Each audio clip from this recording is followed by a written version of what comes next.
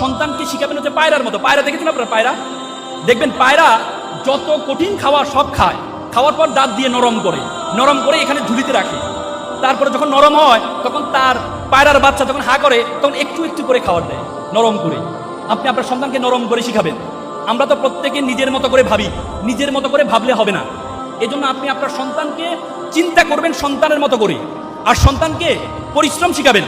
সন্তানকে বলবেন না যে বাবা বৃষ্টিতে ভিজো না, বাবা আইসক্রিম খেও না, বলবেন না। সন্তানকে বলবেন যে বাবা বৃষ্টিতে ভিজলে কিন্তু তোমার জ্বর আসবে, বাবা আইসক্রিম খাও, আইসক্রিম খেলে তোমার ঠান্ডা লাগবে। যখন তার ঠান্ডা লাগবে তখন সে বুঝবে মা যে আমাকে বলেছে যে এটা খেলে ঠান্ডা, এটা আমি তো আর খাবো না। আপনি যখন সন্তানকে কেন প্রশ্ন করেন যে বাবা তুমি কি অমুক গাছের আম পেরেছো, আপনার কেন প্রশ্নের উত্তর এবং আপনার চোখের ভঙ্গিমা দেখে সে ডিফেন্স নিয়ে নেয়। সে বলছে না মা আমি তো পারি না, রফিক পেরেছে। কিন্তু আপনি যদি বলেন যে বাবা অমুক গাছের আম অনুমতি ছাড়া পারা ঠিক না, তাহলে বলে ঠিক আছে মা আমি আর পারবো না।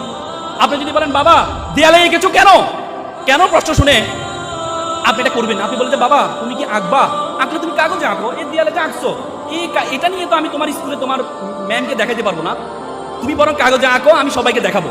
তখন বলে ঠিক আছে মা আমি কাগজে আঁকবো। এই জন্য সন্তানকে না এবং কেন এই দুইটি প্রশ্ন করবেন না। সন্তানকে সবসময় পজিটিভিটি শিখাবেন।